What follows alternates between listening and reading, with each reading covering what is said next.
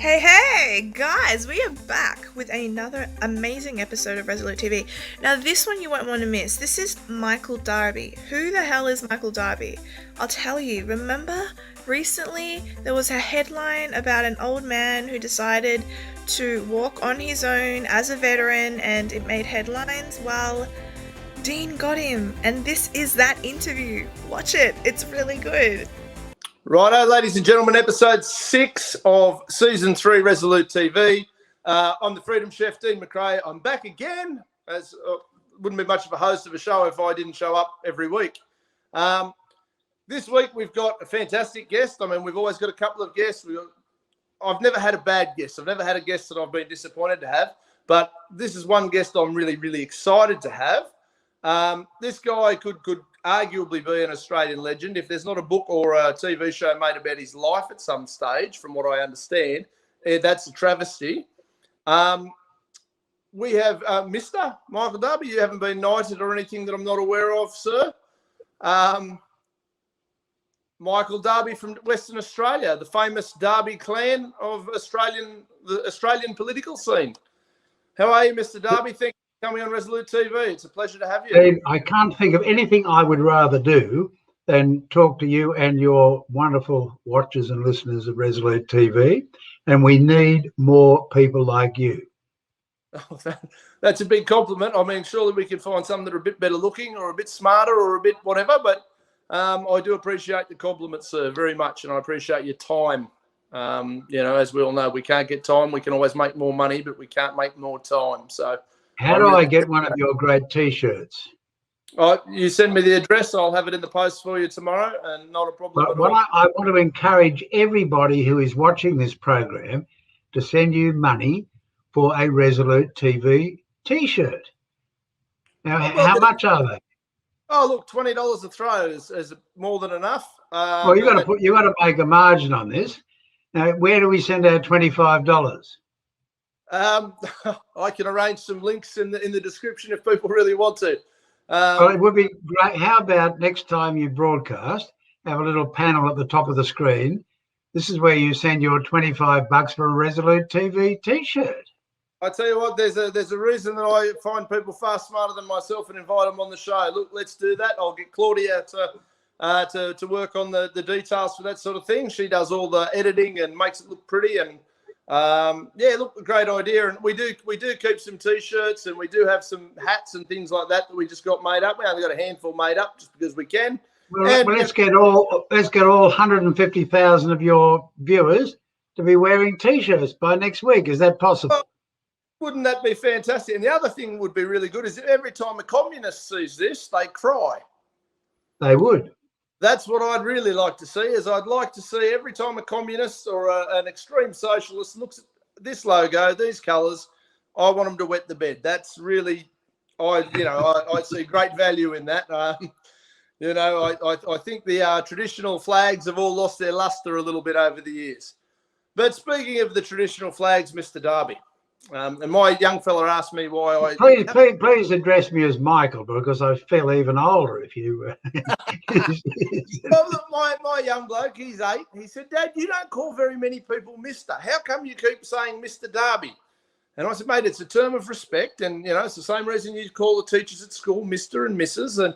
And there's, of course, it's great to be on a first name basis, but it also is a sign of respect. And I've done a bit of research on you since you actually introduced yourself to me, and you've led an amazing life, Michael. And it's an honour to be able to say that we're friends. I'm really I was a bit amazed and a bit touched after doing the research and working out who you were that you'd reached out to me. So I really have a great amount of respect for you and the work you've done in this country over the last your lifetime. It's been amazing, and your family. So.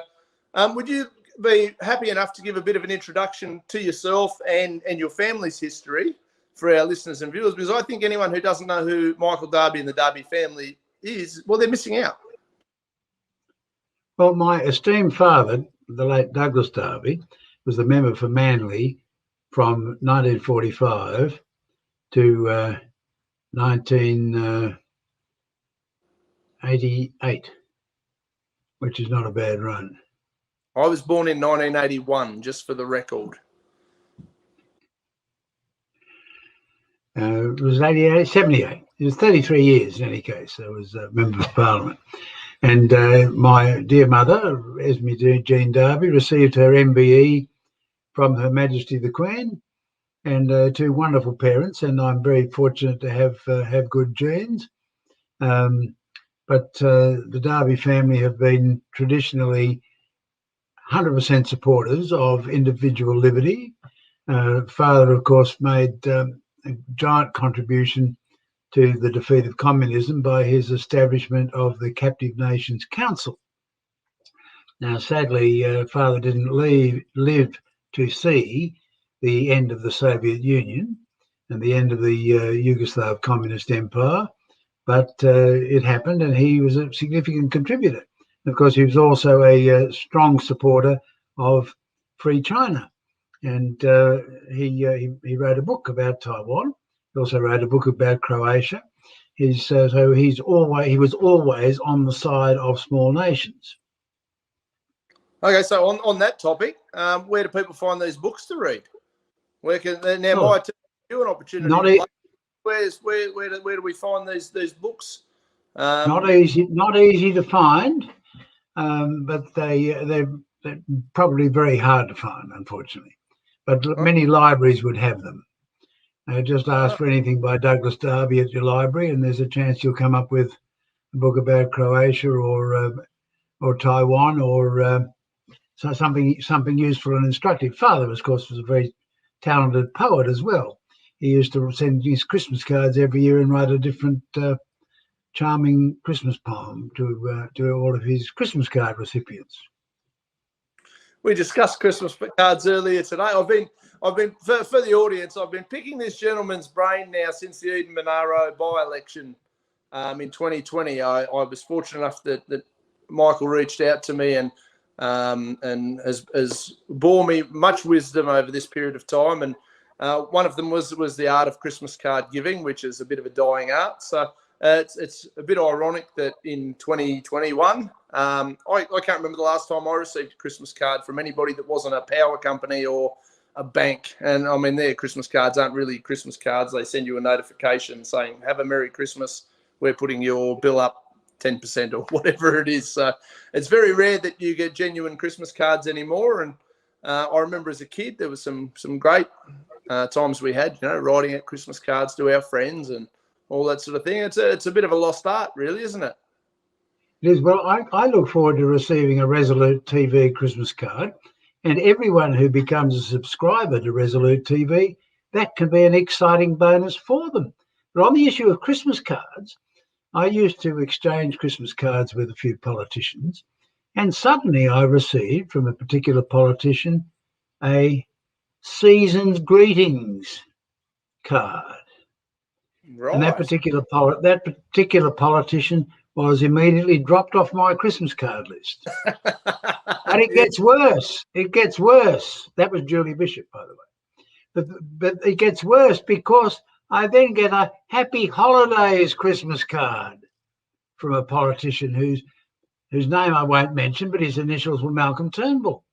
And I cannot possibly send a Christmas card to somebody who has sent me a card saying Happy Holidays.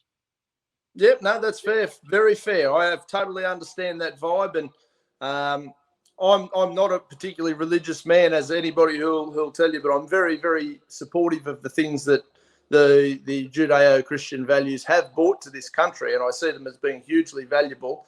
And watching them water down all this stuff is just drives me mad. And part of the reason why I guess you became very relevant this week, our guest last week, Travis Carter of Carter's Corner TV, he reached out to me and he said, "Dean, have you seen this guy, this fellow over in WA? We've got, the communist leader McGowan. He's shut the whole joint down for Anzac Day. He's, made a mask mandate, and he's just generally been a communist prick, which we all hate. And this fellow's just defied it. He's just gone out and defied it. And he was quite taken with the whole thing. And he sent me the link of the video. And, of course, I've watched the video and I recognise that fellow. That's fantastic. That's Michael. So I need to get you on here and talk about it. So anybody who's not up to speed, which, you know, people watch at different times of this video. It's not a prime time viewing. People tune in and they tune out when they can, which I love and appreciate. Michael here lives in WA. What happened in WA was over Anzac Day weekend, the totalitarian dictator over there, who really, I mean, he's anointed treasurer as well now, Mark McGowan, he's put a mask mandate on everybody again, and he's locked a snap lockdown because, you know, I don't know, we're all going to die of coronavirus, which we'll get onto that soon enough. But it was Anzac Day. These guys went and actually dealt with actual legitimate problems of having people shooting at them.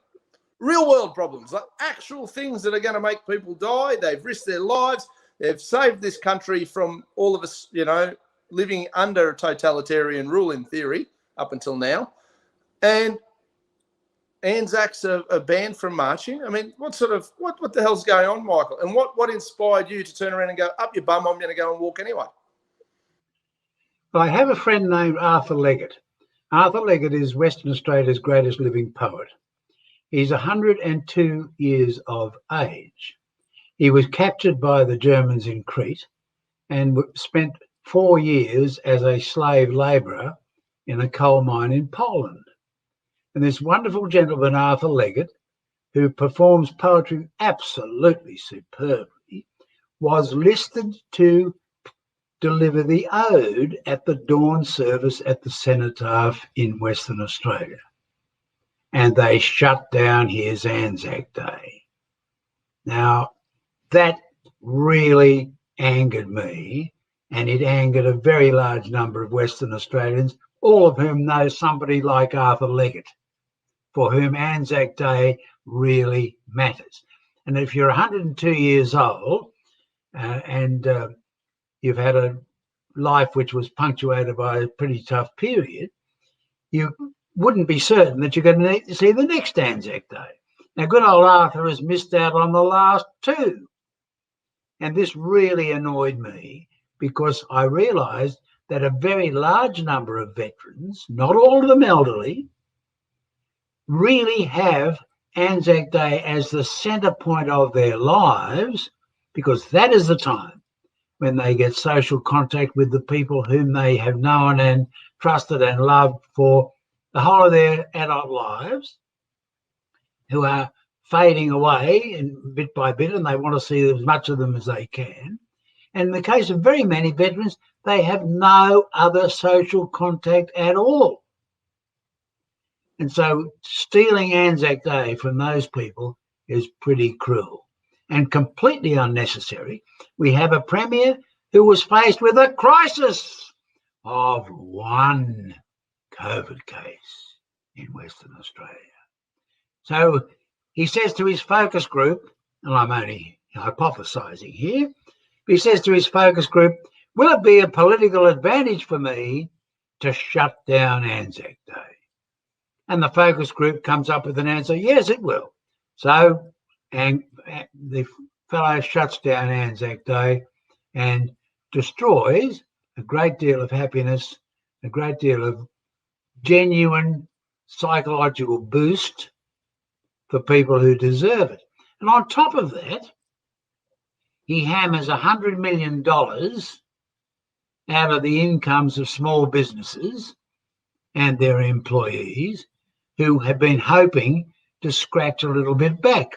Now, keep in mind that Anzac Day is just Anzac Day. There is no weekend holiday or anything else of that nature. Anzac Day is what matters. And Western Australia is one of those states which very stupidly, if Anzac Day falls on a Saturday or a Sunday, adds an extra day on to make it an Anzac Day holiday weekend. Now, I don't mind an extra holiday or two, but if a state government wants to add an extra day to compensate people for Anzac Day being on a weekend, that extra day can be added to the show day or to any other day of the year, but not to Anzac Day. Anzac Day deserves to stand on its own at any time of the week when it happens to fall. I think New South Wales hasn't made that mistake, but Queensland certainly has as well. So let's not even think about having an Anzac Day long weekend. But there happened to be a 3-day weekend and an opportunity for all these poor blighters who haven't had a chance to earn a quid to get out there and open their cafes, open their restaurants, open their boarding houses, open their motels, their caravan parks and everything else, and make a few bob.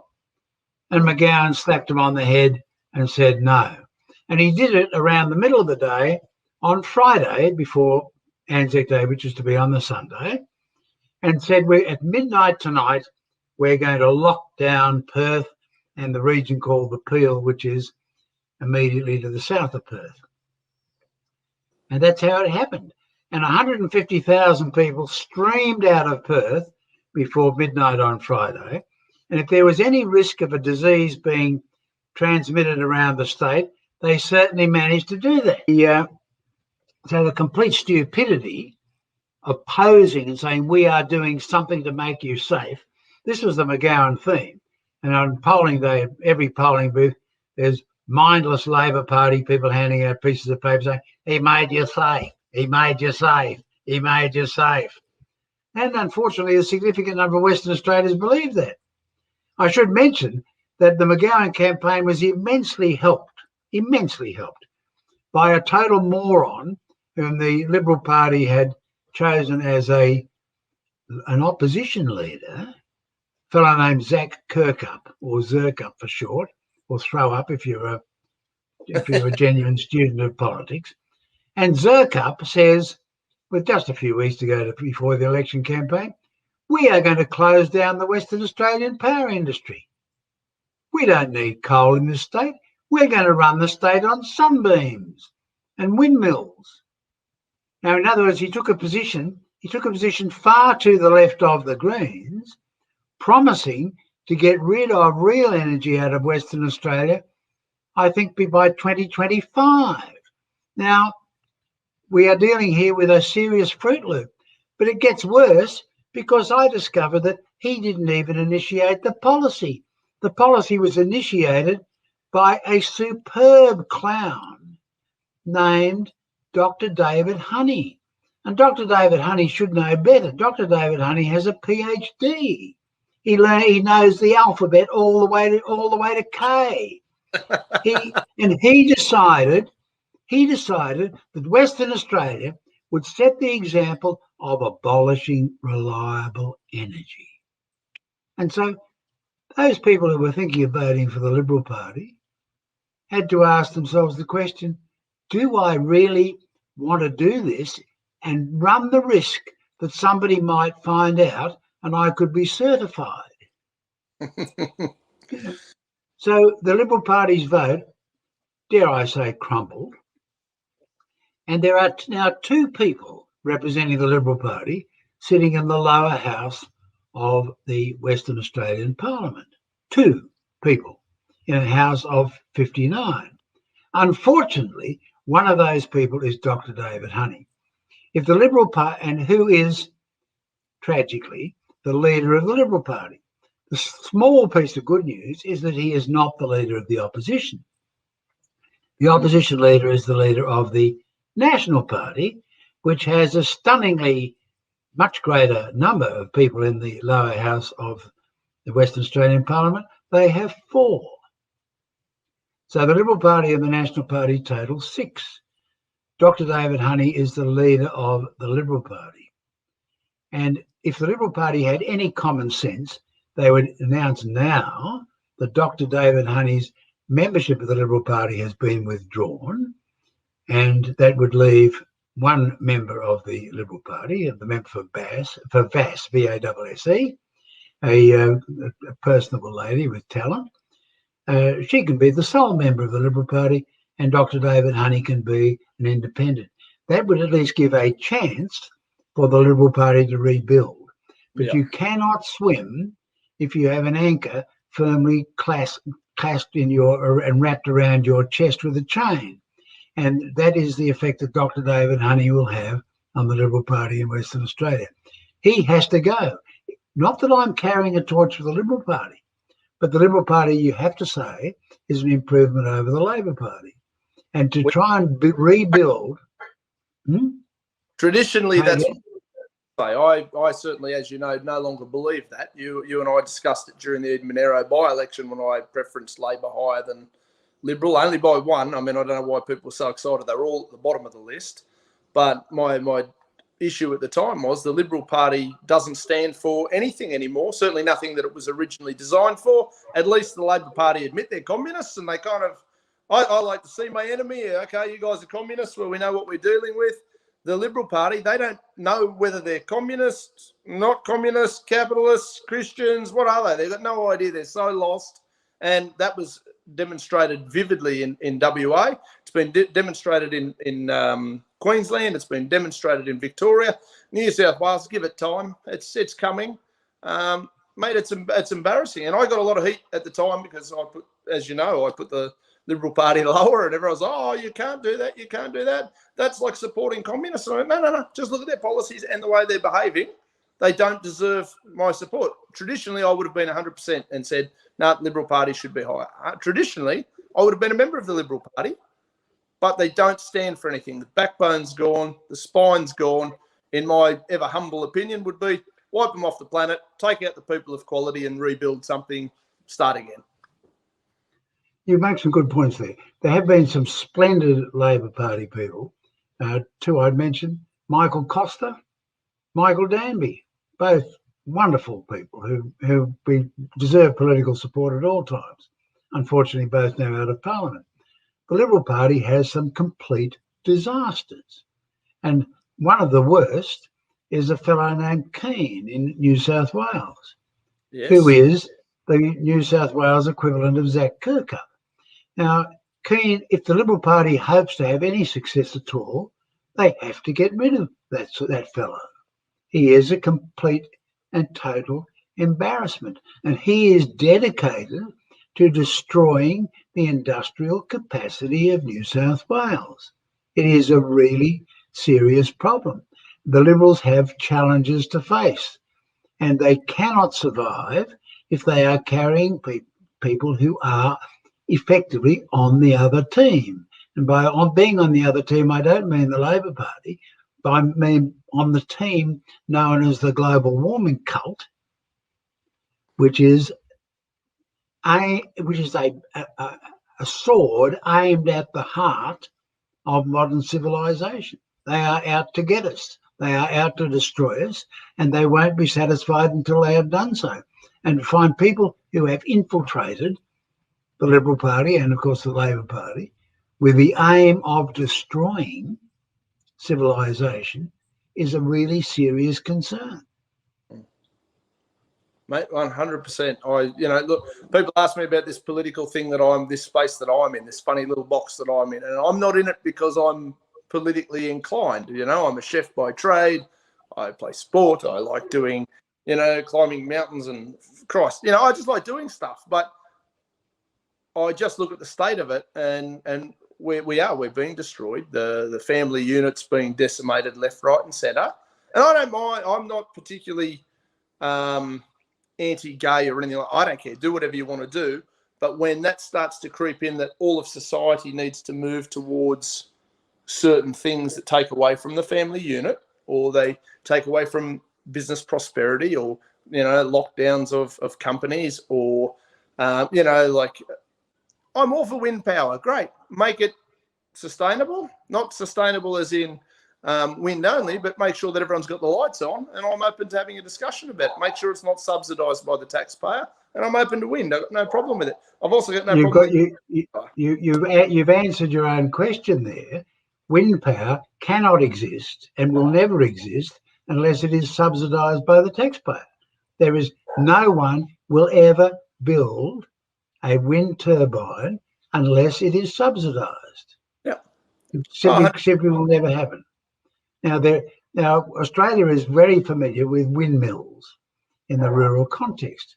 These have always been successful because there is a direct mechanical connection between the input of the wind and the output of the pumping action or whatever other action the windmill is performing. Yep.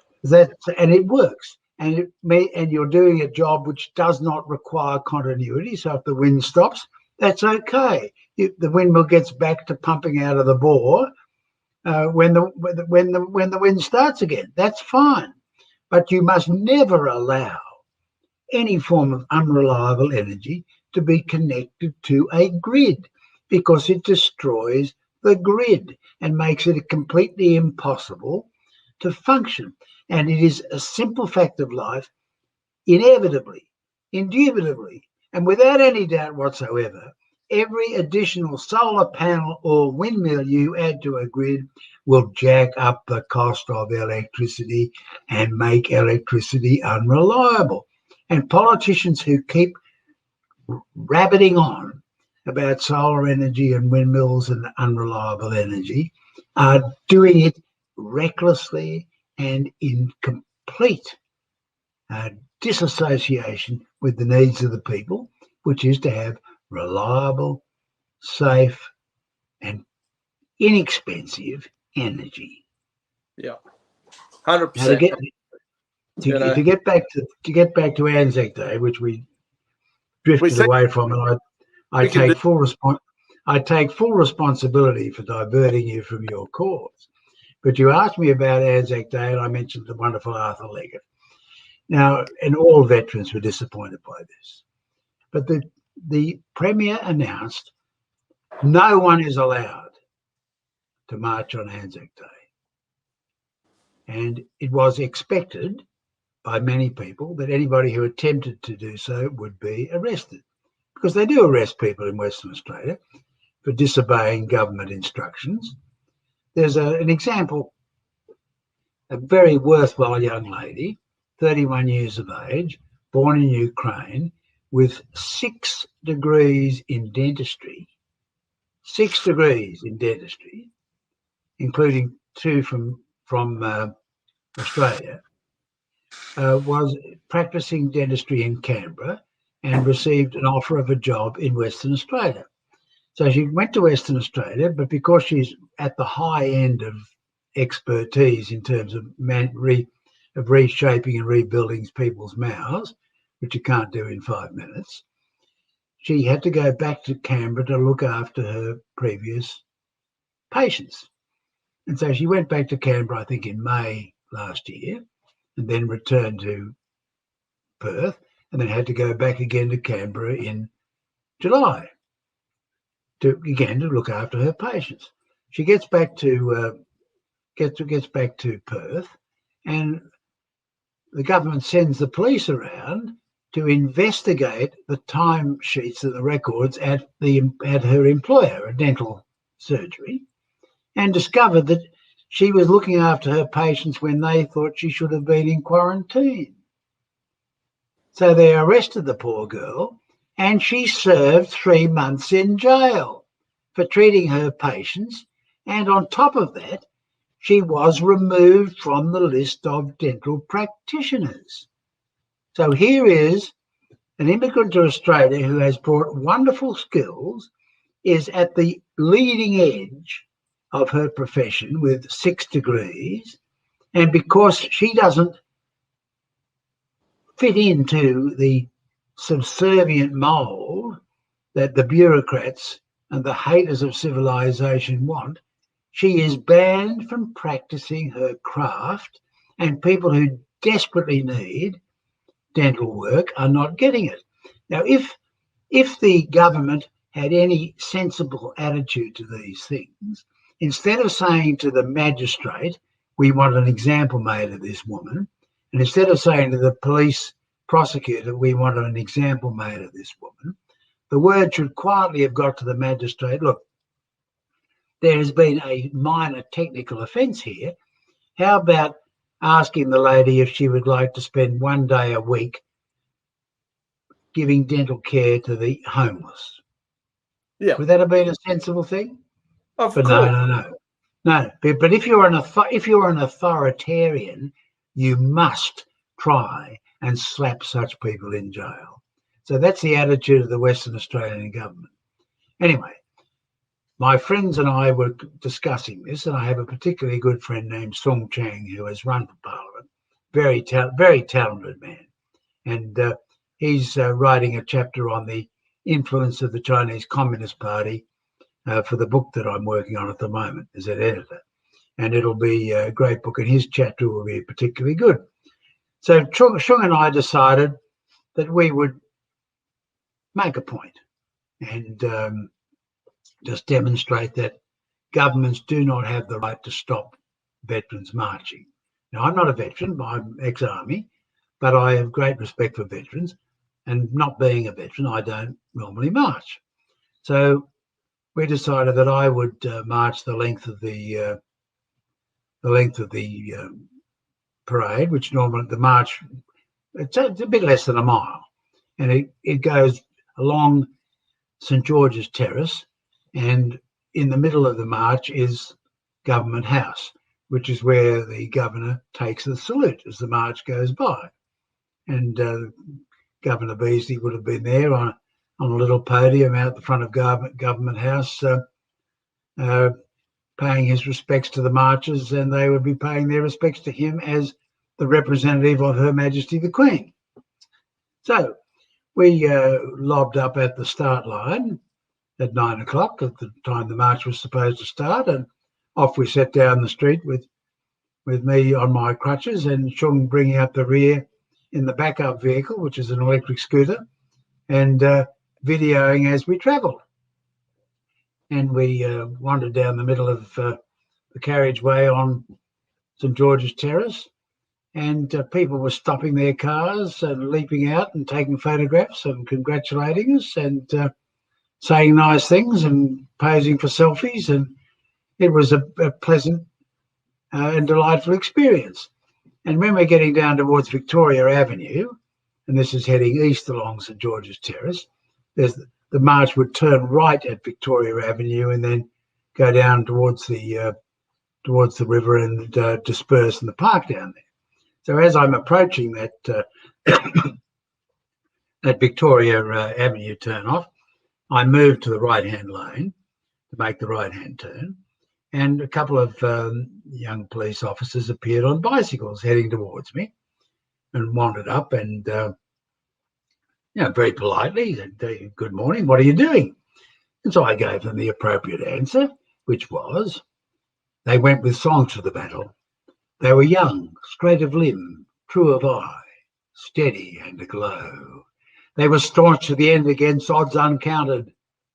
They fell with their faces to the foe.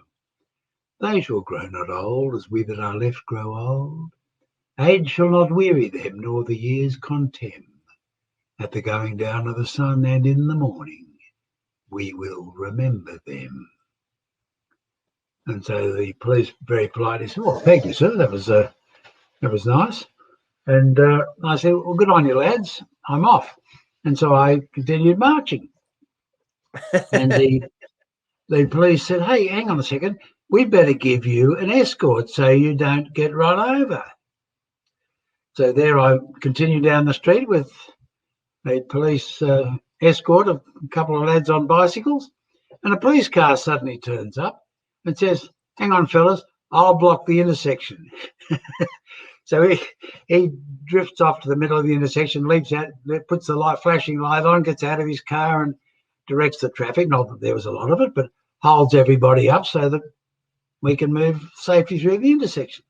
And so we continued with our nice, happy police escort down to the park, where, to express my sincere thanks to the police force, I shared another poem about Anzac Day with them, which was the great poem by Australia's best ever poet, whose name is Henry Lawson, and this is Scots of the Riverina.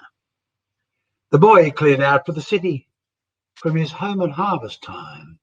They were Scots of the Riverina, and to run from home was a crime. The old man burned his letters, the first and last he burned, and he scrubbed his name from the Bible, while the old wife's back was turned. A year went by and another, and the fruit went down the line. They heard the boy had enlisted, but the old man gave no sign. His name must never be mentioned on the farm near Gundagai, Scots of the Riverina, wherever the kirk hard by. The boy came home on his final leave, and the township's bonfires burned. His mother's arms were round him, but the old man's back was turned. The daughters tried to sway him, till the old man raised his hand a Scot of the Riverina, and hard to understand. The boy was killed in Flanders, where the best and bravest died.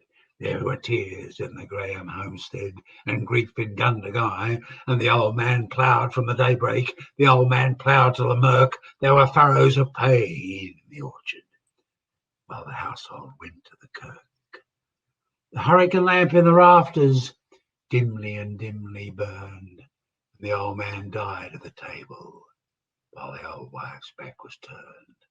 Face down with his bare arms folded, he sank with his wild grey hair, outstretched on the open Bible, with a name rewritten there.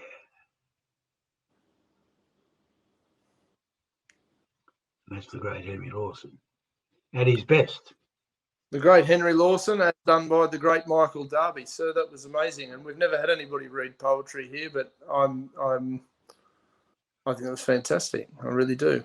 I have Dad had a collection of all Henry Lawson's works, so it's amazing. And I'm a Riverina boy, so even better.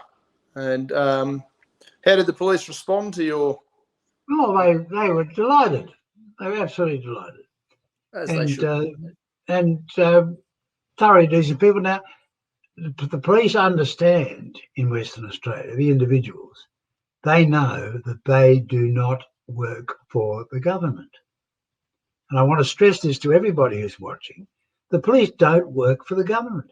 The police work for the Crown, which means their responsibility is not to perform, not to carry out the latest whim of the political party in power.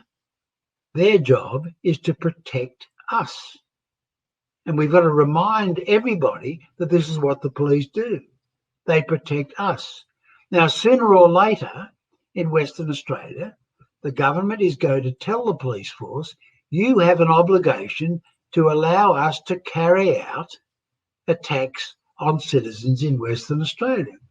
Because in Western Australia, and perhaps in other jurisdictions, there is legislation in place, and this was brought in by the Liberal Party. There is legislation in place which allows the government to send somebody, presumably the police force, into your home, hold you down, remove all your clothing, specifically in the Act it says including underwear, and enforce compulsory medical treatment, including vaccinations.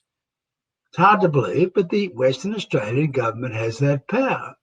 So when I have an opportunity to chat with police, as I do whenever I'm comparing a rally, I do say to them, you need to know in advance, you need to work it out, what side are you going to be on?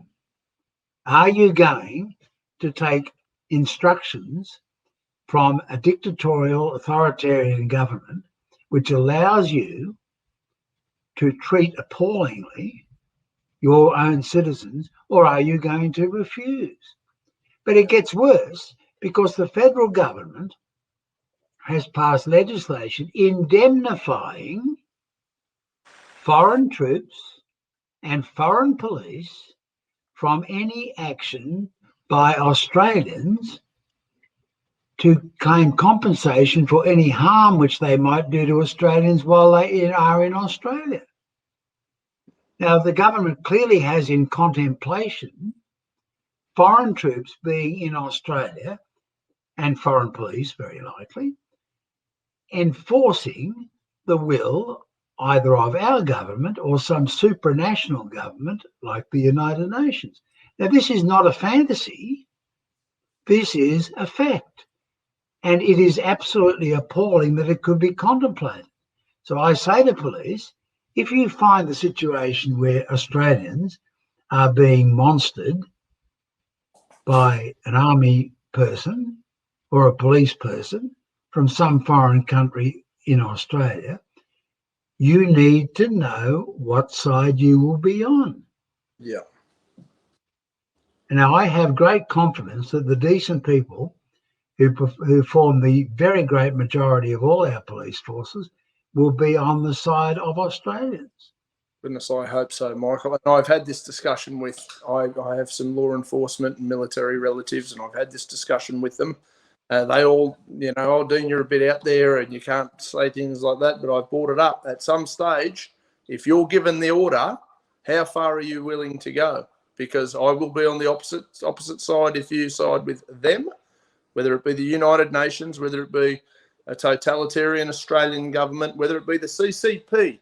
I will be on the opposite side. There will be no maybes. There will be no hesitation on my behalf. So my question to these relatives and friends, where are you going to stand when it comes to that? Because we all know from the Nuremberg trials, just doing as I was ordered does not cut it. Not acceptable.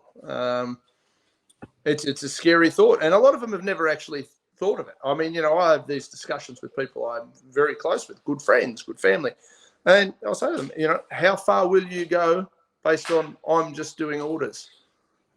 Because it's a serious thing, and I hope, like you hope, that they will show the correct, or choose correctly and choose the people over the politicians, because serve and protect, not demand and dictate, is a very different outcome, very different desire. And certainly the fact that it's in law, particularly in WA, that you can be stripped naked and injected with something at the government's whim is disgusting, despicable. And if that doesn't scare people, I don't know what will, Michael. What do you reckon about that? That's crazy.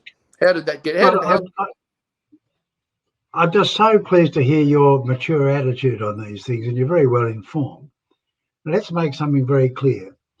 There is no greater good. So when politicians start saying it's for the good of the society, it's for the greater good, or even it's for your own good, never, ever believe them. Because if you crush liberty of the individual, we have nothing left. Now, all of us have a responsibility, firstly, to our families, secondly, to ourselves. And if all of us discharge those responsibilities, then we will find time to provide care and attention and support and succour to those who are not capable of caring for themselves. And acts of charity and kindness and philanthropy are immensely valuable. And those acts of kindness and charity and philanthropy are possible only in a society where people are allowed to protect themselves and their families. So then they have some goodwill left over for looking after other people. Yeah. But if you are in a society where your rights have been stripped away, then there's precious little goodwill for caring for the poor and the oppressed. Yeah. And this suits, of course, the authoritarian mind. Because the authoritarian mind is our attitude to those who can't care for themselves is we'll just extinguish them. Mm. That is the authoritarian mind. Now, the people who are civilized, who want to preserve individual rights, they want to preserve the individual rights of people who have mental health issues, who are physically disabled, who are unborn. All these human beings are human beings just as much as the most intelligent and forward-thinking and athletic and adult human being anywhere. We are all humans and we all deserve protection. And it is the poor and the oppressed and the unborn and the weak and the feeble, those are the people who are most at risk from the authoritarians who bleat about things like it's for the greater good. Yeah. Because when a politician talks about for the greater good, what they mean is this will help my career. This will help my political party. This will help my international reputation with the enemies of civilization who might one day put me on some kind of international body where I can be a big shot. and fly around in jets and eat and drink at major cocktail parties. Those are the people who are basically our enemies. Sorry, the little bloke's making hand signals at me. Most of the Now, audience. why don't you bring your wonderful 8-year-old son to the screen and introduce us to him? Okay, hang on a minute. Sorry, he was standing there didn't want to Yeah, interrupt. come on, I'd like to meet the lad. Hello. Michael Darby. Say hello. Hi. Oh. What a fine-looking lad you are. Oh, he gets it from his dad. Very good looking, you see. Well, you're better looking than his dad. Hey? What about Lockie? What about Lockie? Lockie doesn't look anything like me. He's got his little friend Lockie here. Did you want to say hello? Come here, Lockie. Come and say hello because Michael Darby. these two lads are the future of Australia. We need more fellas like you. Well, there's no pressure at all, boys. Don't Good on you. No, you did serve, and that's excellent. That's very respectful and well. Thanks for saying hello. Back by 4 o'clock. There we go. It's all happening at Resolute TV, mate. We've actually Ryder helped me host an episode, Michael, and it's very much on topic. Here a few months ago, we participated. Now, Ryder, R-H-Y-D-E-R? R-H-Y-D-R, yeah.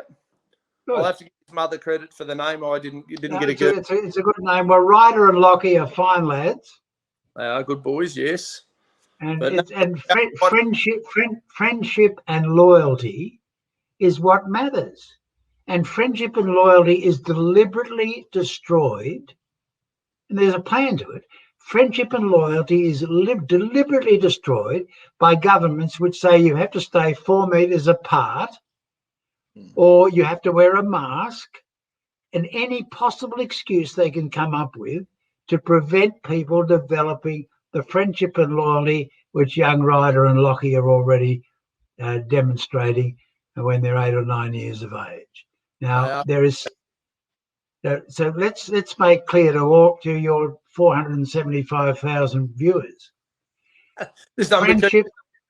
Friendship, loyalty, and family life. These are the values we have. And one of my arguments with the West Australian State Premier, pardon me, is that he announced, I'm doing this to preserve our way of life. Now, I have a message for the West Australian State Premier. Our way of life is Anzac Day. And if you set out to destroy Anzac Day, you are on the wrong team. And Mr. McGowan, I expect you to apologise to every West Australian veteran and indeed to every West Australian. Because if you don't, we will bring you down. And we will bring you down politically, even though you have the largest parliamentary majority in the history of Western Australia and probably in the history of the Western world's parliamentary systems. But you cannot get away with treating the people of Western Australia as your servants. And you and your mate in Victoria and the other fools who comprise the so-called National Cabinet must learn that the people pay you not to tell us what to do, but to solve our problems and do no harm.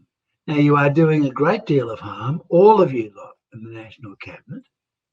You are doing a great deal of harm, and Australia is not going to put up with it. If you need some more detail on what harm they're doing, then we can continue this discussion. But I'd like to hear a bit more from you. What are you going to do as an individual to change Australia for the better? Yeah, no, look, I was about to call you Mr. Darby again, but Michael, look, mate, I am so much in love with everything you're saying. I agree wholeheartedly.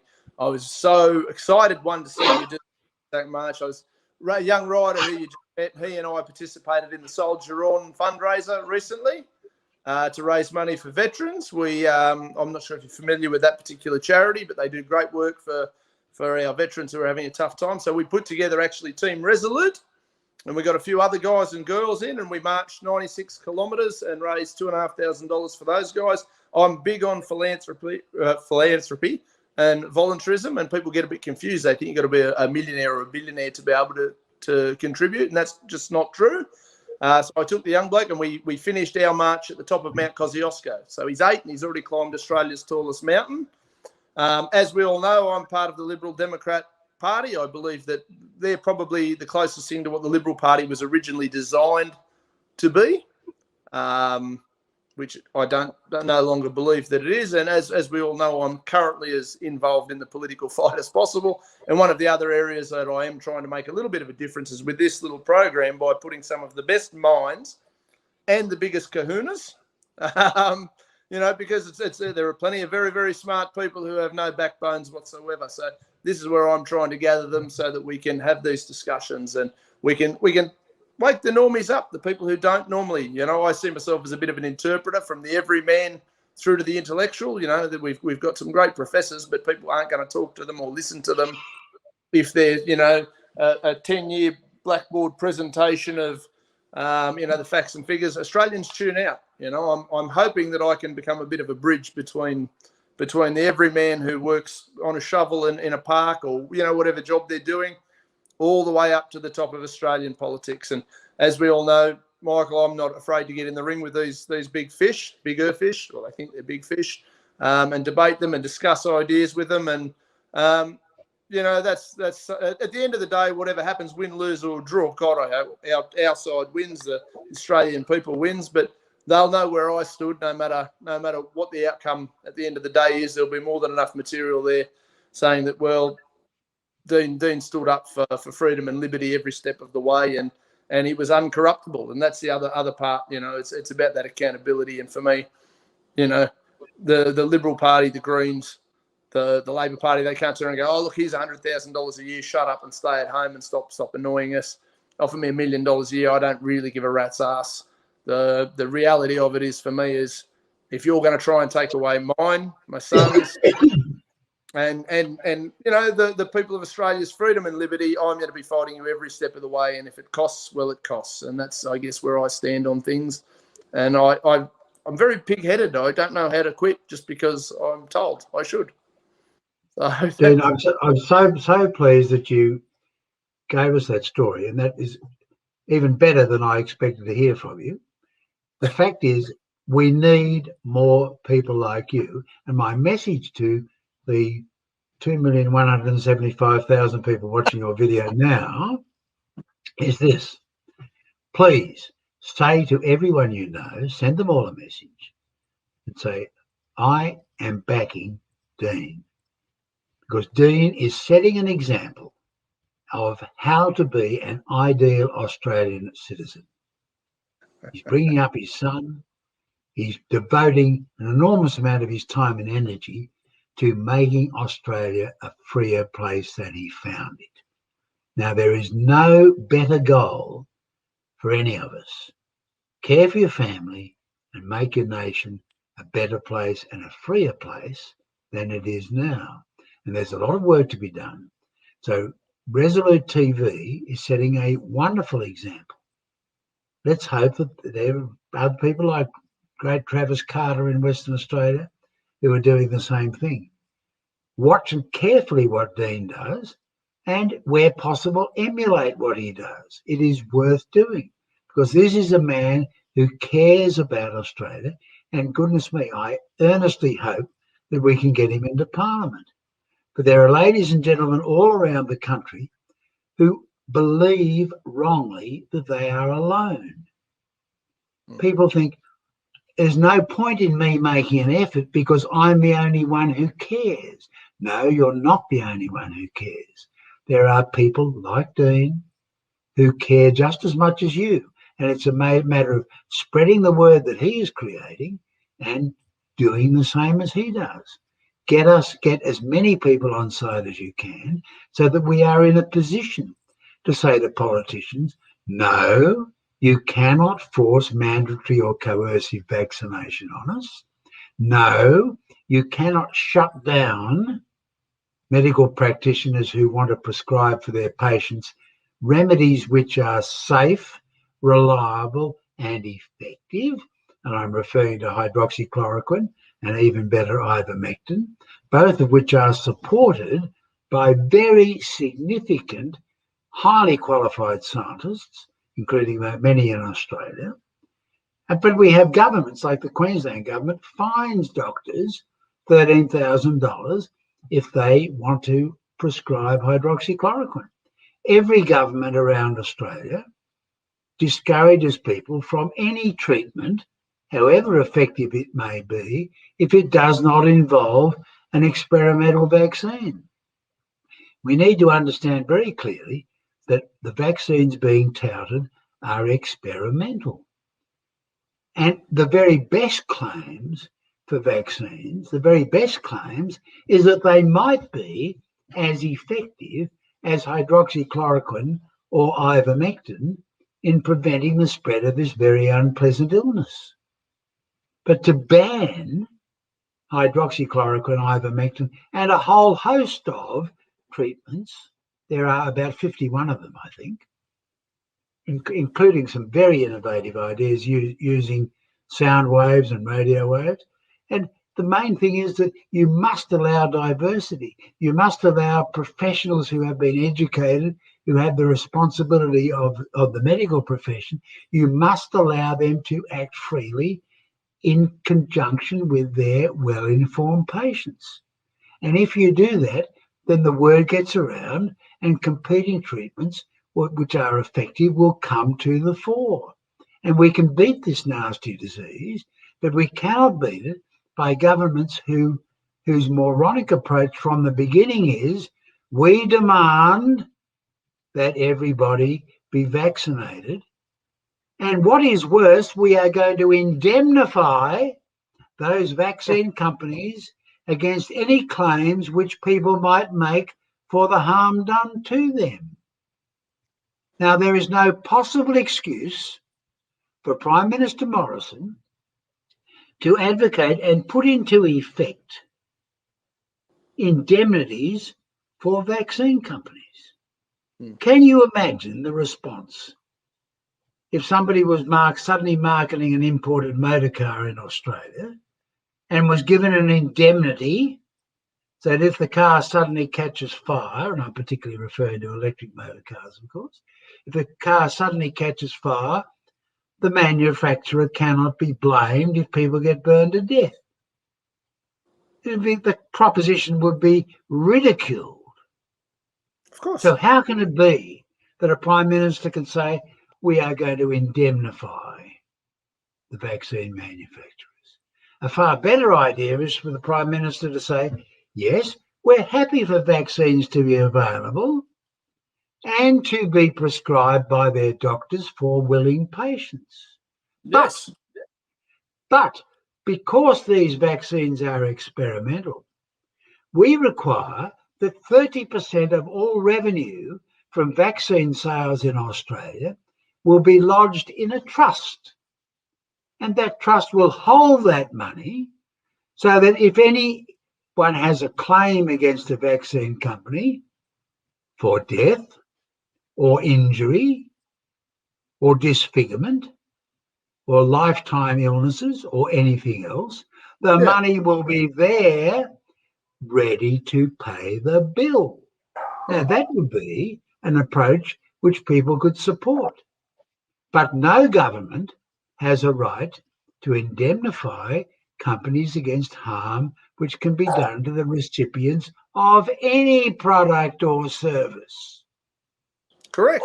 But look, people have a short memory, and I remember at one stage governments were very supportive of a little drug called thalidomide. I'm sure you'd certainly remember, that period of time. And people have this I'm going to call it a delusion. They've been sold on this dream that government always has their best interests at heart, and that government knows best, and that government is always right. And government supported thalidomide. And if anybody doesn't know what thalidomide is, do yourself a favour and Google it. It was a horrific medication with some horrific side effects. And at the time, the governments of the time, oh, this stuff's great. Take thalidomide. No, it's a really good drug. It's fantastic. And the amount of after effects that caused, well, they're still being felt today. There's still people you can meet who are what was then termed thalidomide babies. And it was a massive, massive thing. The government may have some well-meaning politicians. I believe I've met quite a few. I'm sure you've met far more than I have. I've met some very well-meaning politicians. Even on the areas we disagree with, I can go, yeah, well, but you mean well, and I'd go about it differently. And that's fine. There are also in there some self-serving dickheads who will do anything they can to get power, take power, maintain their $200,000 a year job, can't help themselves, power-hungry lunatics. And there's a mixture of both. And at the end of the day, I wouldn't trust any of these people to run my personal life any better than I can. I don't care how clever they are. I don't care how important they think they are. And this goes for everybody who watches, anybody who's affiliated with me. You are the best judge of your own life. You're the best judge of your own medical treatment. You know, I've been a big advocate for legalising cannabis, even though I don't participate in using cannabis in recreationally or for anything else. But I do think that it's the same as nuclear power. If it's the best option that you can find relative to your ailment, your issue, you should have access to it. Now, if you want to do your homework and go, okay, here's the pros and cons of cannabis, hydroxychloroquine. If you want to do your homework and you like that one, if you want to take the vaccine that the government's offering and saying this is the best thing in the world, you do your homework and you pick from 5-10 different options and you say, these are the ones I'm comfortable with. After doing my own personal reconnaissance, I've decided that I like this combination, doc. What do you reckon? It's up to the doctor then go, well, I recommend this. Why? This, these are the ABCs. You've had a sensible discussion. And then you make a choice what you think is best for you relative to your medical treatment. If you're going to be injected with something, you have to have the final say. There's no politician in this country who I would trust with a needle and any substance to be putting it anywhere near me. And I'm sure you feel very similar in that regard. And the fact that they're mandating it just makes it even worse. And they don't call it mandating now. They call it, oh, look, we want everybody vaccinated. We want, but if you don't do this, there's a whole bunch of conditions to this. And, that's like saying, we're not going to mandate it, but there is a really big gun to your head. And if you don't do it, this is the consequence. And that's sort of the vibe that I'm getting from the whole thing.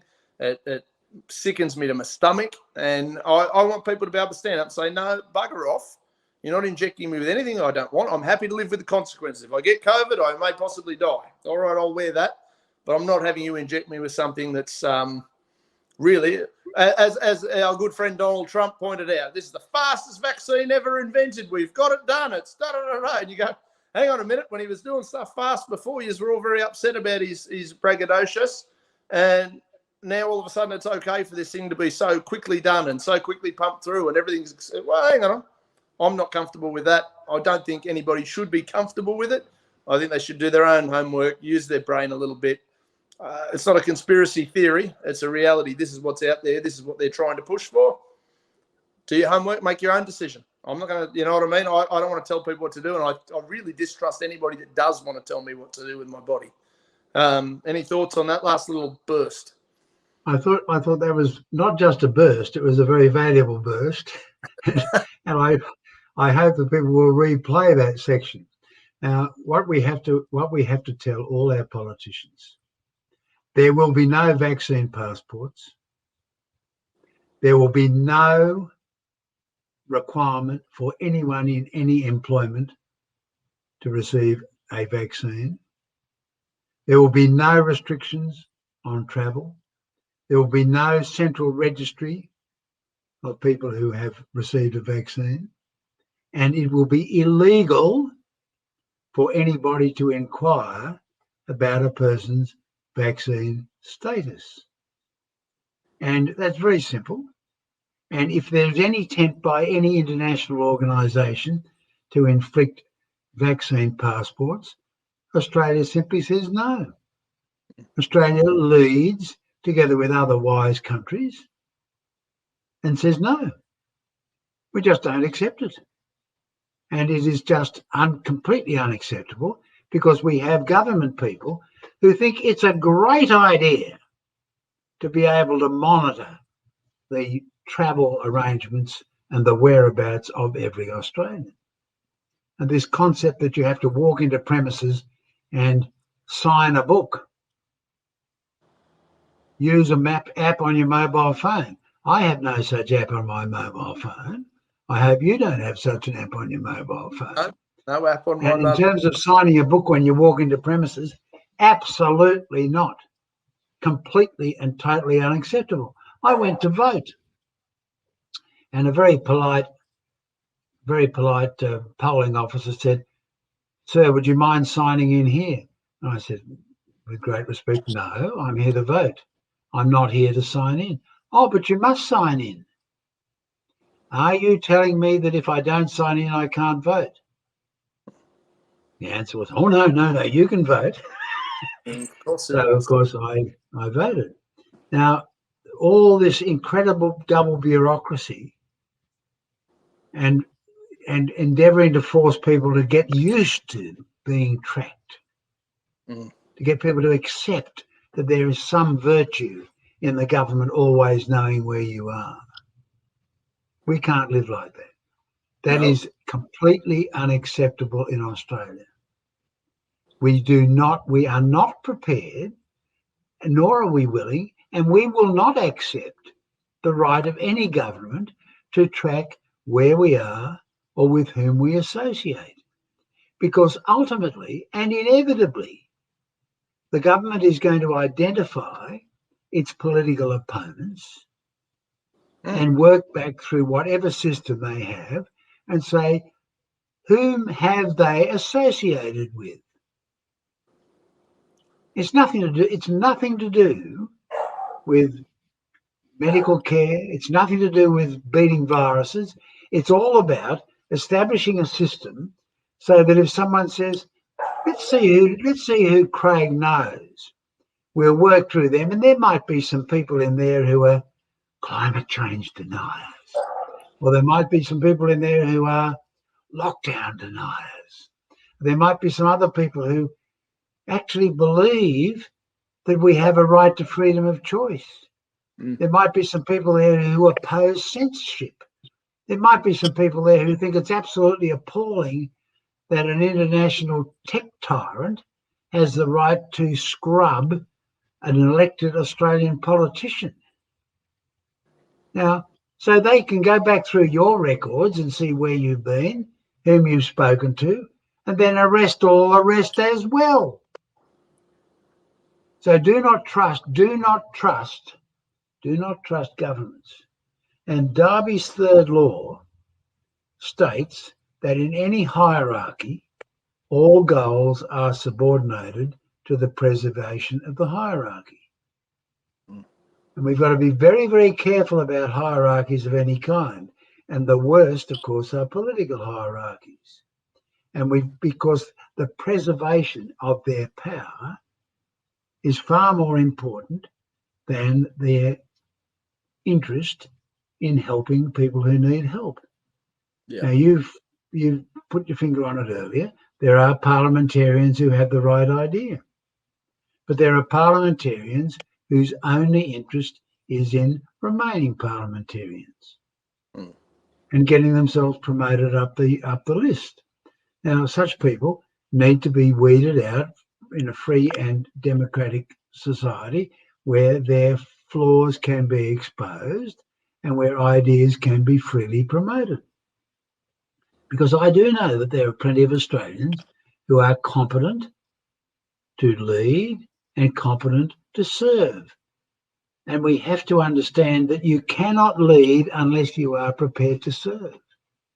Yeah. You cannot run a country if you believe that you have a right to make decisions which inflict harm upon individuals and which undermine their human rights.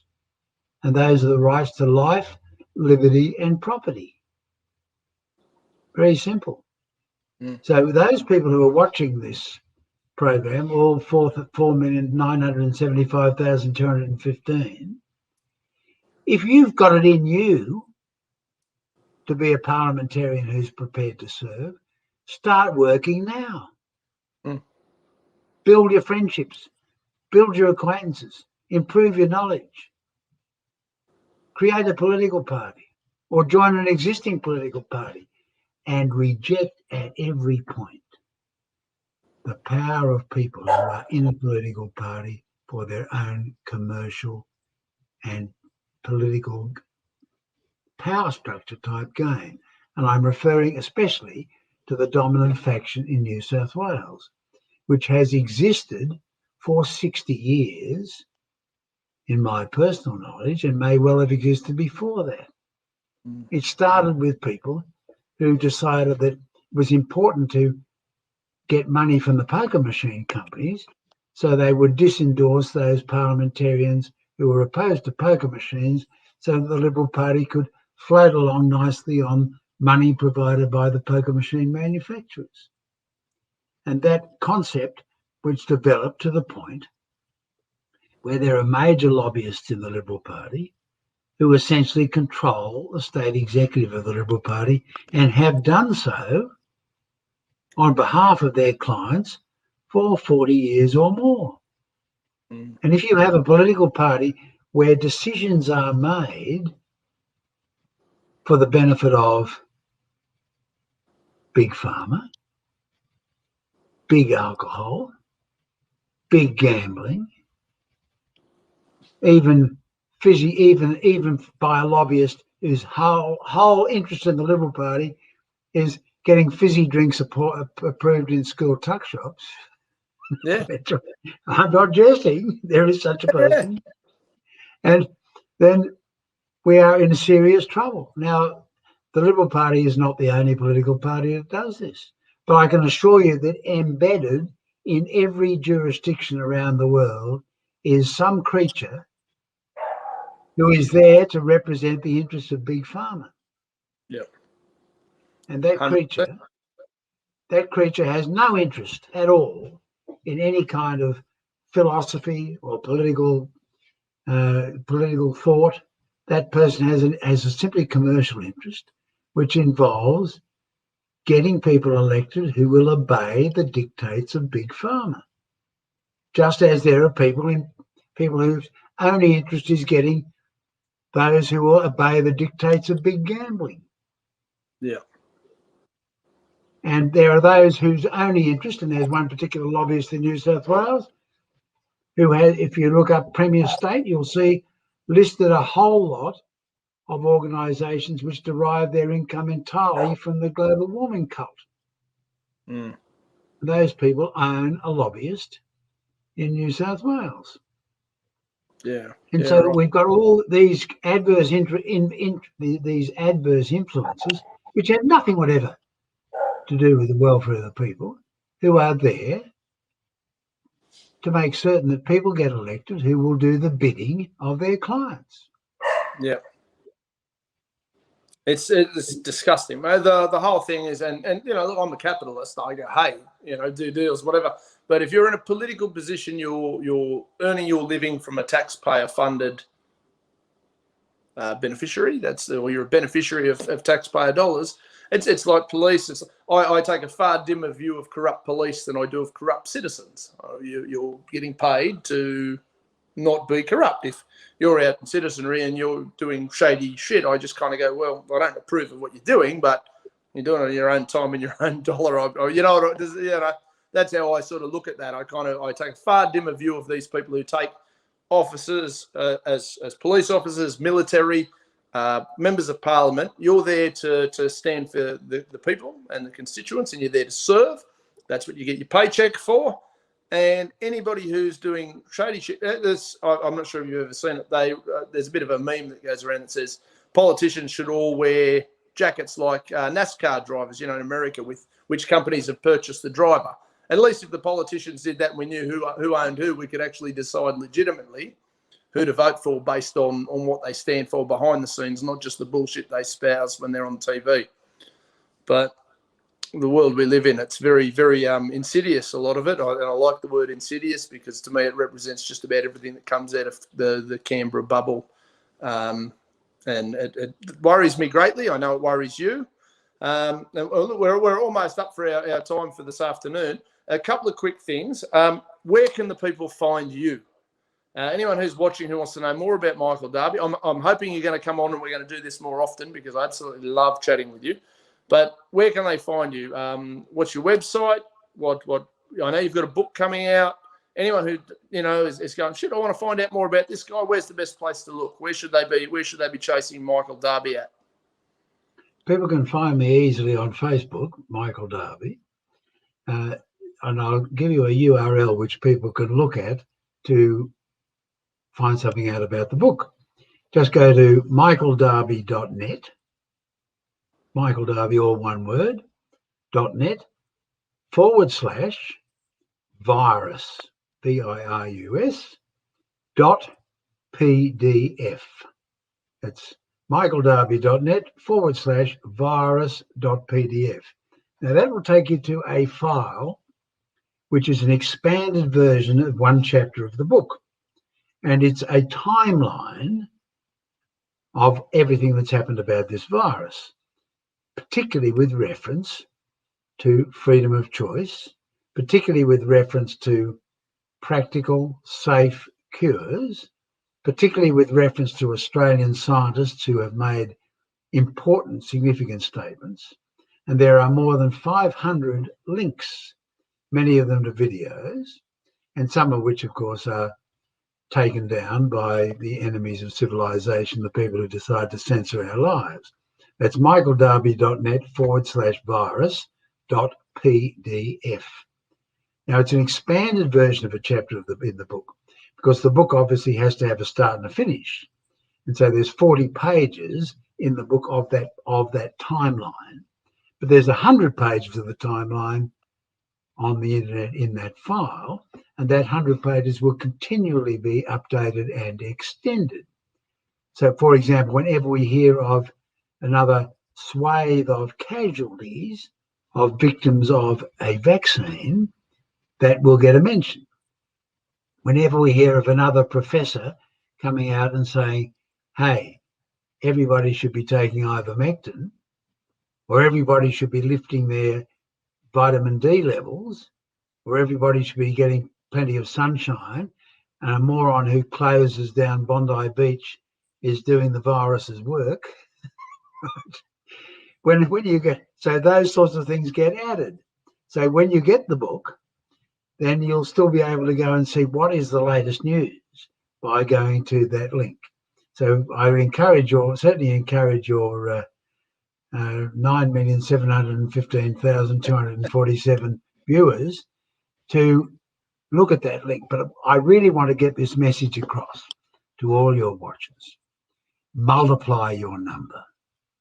Spread the word. Tell people that you know a guy who understands what's going on and that his show deserves to be watched. He's also a man who we deserve to have in Parliament representing us. And anyone you meet who deserves to be a servant of the people as a parliamentarian, recruit them and let us know. Because if they are given early advice on how to build a political campaigning system, then they can have a chance of succeeding against the forces of darkness which are running most of the Australian political agenda at this present time.